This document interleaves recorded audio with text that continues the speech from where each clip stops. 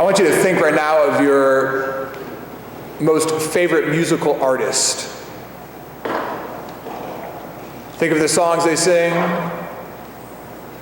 maybe a music video that you've seen. Notice how when we think of the artist, or maybe it's a whole band, we think of them, and we don't think about the people who ultimately make them who they are. No band or no solo artist or group of musicians are really anything if they don't have instruments to play that someone made, if they don't have a good sound man who makes them sound good, if they don't have a good manager, a good agent, a good bookie, they're nothing. They're just someone who has a lot of talent. And yet when we think about those people who in our world often get kind of idolized, all we normally think of is the individual. Think of your favorite sport athlete. Notice how when we normally think of them, we don't think of the coach that coached them when they were 3, 4, 5, 6, 7, 8 years old. The countless athletic trainers that have brought them back to good health. They're sports psychologists, and once again, they're agents, they're coaches, and those who made them who they are. In our lives, we often think of those that get the fame, the fortune, those who get the glamour, and we often don't think about the little people. Even as a priest, I get this all the time. People are like, well, we like a Father Meyer Mass. Or, we don't like a Father Meyer Mass. So what do they like or not like about a Father Meyer Mass? Well, of course, sometimes it's the preaching, sometimes it's the singing, sometimes it's the incense. But I don't do this myself. A Father Meyer Mass wouldn't be a Father Meyer Mass without well-trained servers. A Father Meyer Mass wouldn't be a Father Meyer Mass without sacristans, without people who take care of all the liturgical decorations, with people who take care of everything else. Nothing happens by itself. In our gospel passage today, we have one of the great miracles. If you ever have the opportunity to go to the Holy Land, you'll go to a place called Tabitha, and it's right on the Sea of Galilee, and it's believed to be the place that Jesus multiplied the loaves and the fishes. There's actually a place you can go and be like, this is where it happened. They have a rock in the center of the church where they believe that Jesus was when he actually multiplied the loaves and the fishes, and that throughout antiquity, the Christians passed this on until they ultimately built a church over that exact same spot. In fact, a year ago, particularly those of you from this campus, know that that's where I was at exactly 1 year ago today. I was in the Holy Land. I wasn't at the St. Martin Festival last year, but I'm here this year. So what happened in this story? All we normally talk about, well, Jesus can multiply loaves and fish. He has power over the natural order. Jesus is supernatural. He could turn 5 loaves of bread and 2 fish. It's awesome. And look who gets mentioned. Philip gets mentioned. Andrew gets mentioned. Who doesn't get mentioned? Who do we not know by name? The little boy. Where did the 5 loaves and the 2 fish come from? Didn't come from the 12 apostles.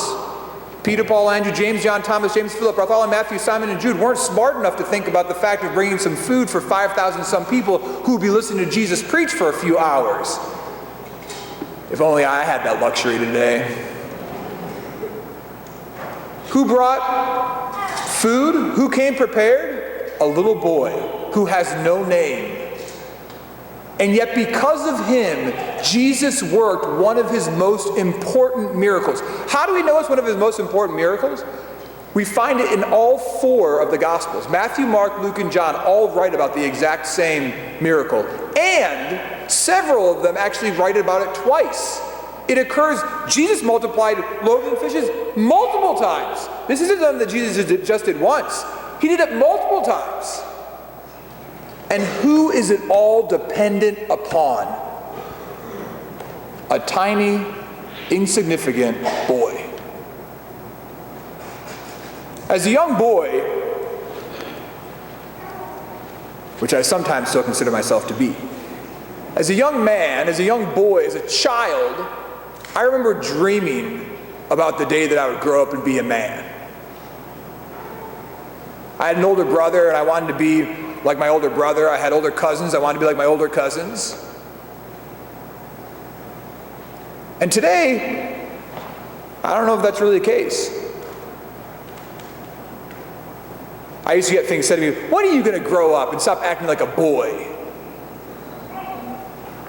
And then when we were in college, and we did grow up, we would look at each other as young men and be like, you the man, you the man. Way to go, man. You're awesome, man. Dude, way to man up. On this Sunday, I think we should look at each other and just say, way to be a boy. Way to boy up.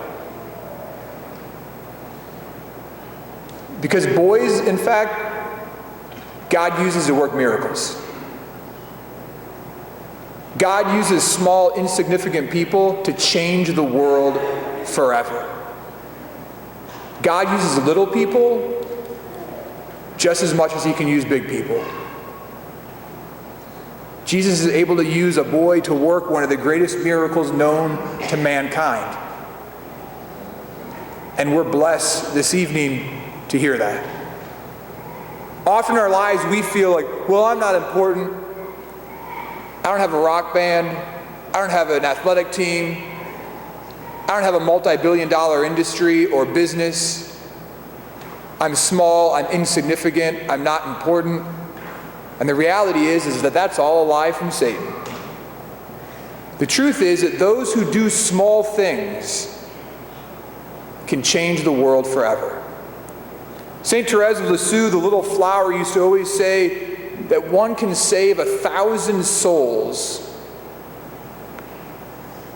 just by picking a pin up off the ground with great love. Mother Teresa used to say that we're not called to be successful, we're called to be faithful. God can use our small, tiny acts of love to change the world. Just to your right, outside this church, is a parish festival. In a few weeks, when everything shakes down, people are going to ask the question, so how much money we make? I mean, how much money we make? Was it worth it? And people are going to look at a number and evaluate it as either good or bad. But the reality is that hundreds of people that are insignificant in the eyes of the world make that number a reality. Little people can make a big difference. Individuals can make a big difference. And we need to believe that, most importantly, in the ways of our faith. You going out and inviting somebody to church, you talking to somebody about faith, you even just saying, God bless you. You asking somebody genuinely, how are you doing today? You looking at somebody in your workplace or your family that you know is struggling and say, can I say a prayer for you today? You can change that person's life and the world forever. A tiny boy, by offering 5 loaves of bread and 2 fish, changed the world forever. I challenge you and I invite you to do the same. To be the boy. To be the boy in today's gospel. Unknown, insignificant, and yet able to change the world forever. Today, let's pray for that grace, and may God use us, may God transform us and our world by allowing us to become who we're called to be, offering small gifts and small sacrifices, and yet, through God's grace, changing the world forever.